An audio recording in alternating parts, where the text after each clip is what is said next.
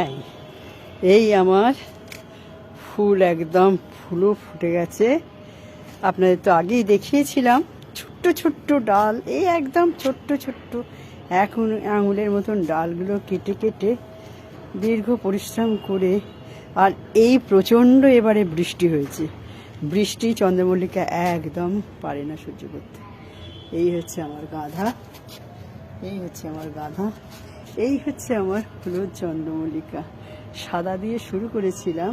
ওহো sorry sorry sorry sorry, ওপাশেও আছি, ওপাশটায়ও আছি। এই হচ্ছে আমার ফুলের সম্ভার। আগামী বছরের জন্য আবার মাদার প্ল্যান্ট থেকে গাছ তৈরি করে রেখে দিয়েছি। আগামী বছর তো আবার করতে হবে। সুস্থ থাকলে, কাজের মধ্যে থাকলে নিশ্চয়ই আবার আগের বছর সামনের বছরে আপনাদের সঙ্গে এই রকমভাবেই আমার গাছের আমি ভিডিও আপনাদের কাছে তুলে ধরব।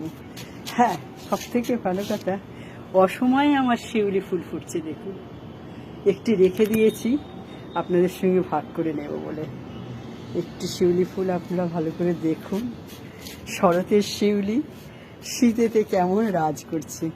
আচ্ছা, এই দেখুন, এই হচ্ছে প্রকৃতির একটা সুন্দর এই মধু আহরণ করতে এসেছে।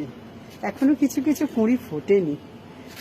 আর এই হচ্ছে আমার লিলি, এই হচ্ছে আমার অ্যান্টিনাম, এই হচ্ছে সরি সরি ওটা অ্যান্টিনাম না, ওটা বলছি কি নামটা। এই হচ্ছে আমার পিটুনিয়া, এই হচ্ছে আমার পিটুনিয়া। ওখানে অর্ধেক চন্দ্রমল্লিকা দেখিয়েছিলাম, আমি যাচ্ছি আবার পুরোটাকে দেখানোর জন্য। আমি এগিয়ে চলেছি।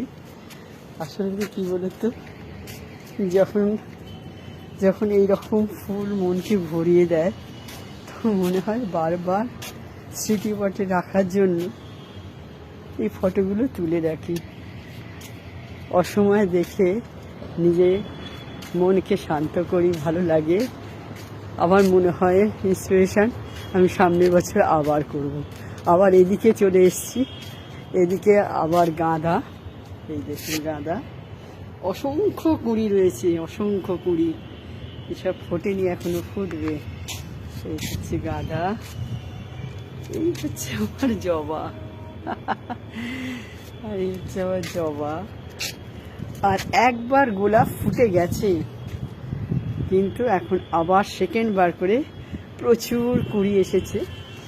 যখন ফুলগুলো ফুটবে এবং আমার খুব ভালো লাগবে, তখন আপনাদের সঙ্গে আবার আমি গোলাপের ফুল নিয়ে, এখন কুঁড়ি দেখাচ্ছি, গোলাপের ফুল নিয়ে আপনাদের কাছে আবার আসবো, হাজির হব। কেমন, এখনো আমার জবা ফুটে আছে, কিছু জবা ঠাকুরকে দিয়েছি।